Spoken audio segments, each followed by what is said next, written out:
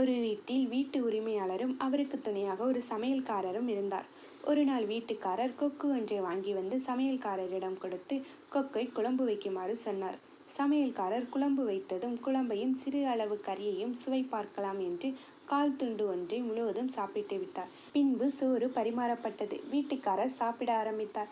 சமையல்காரர் முதலாளிக்கு பிடித்த கொக்கின் ஒரு கால் துண்டை முதலில் எடுத்து வைத்தார். இன்னொரு கால் துண்டையும் வை என்றார் முதலாளி.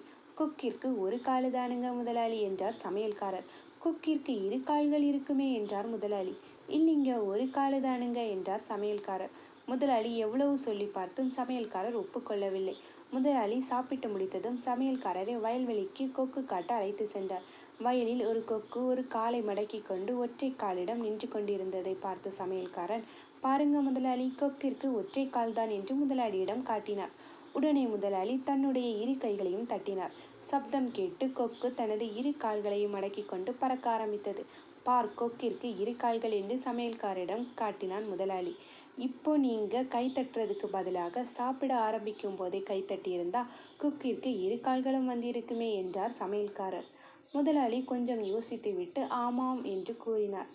இந்த கதையிலிருந்து நம்ம தெரிஞ்சுக்க வேண்டிய விஷயம், ஏமாறுறவங்க இருக்கிற வரைக்கும் ஏமாத்துறவங்க ஏமாத்திட்டு தான் இருப்பாங்க. நாளை வேறொரு குட்டி ஸ்டோரியில் சந்திக்கலாம். தேங்க்ஸ் ஃபார் வாட்சிங்.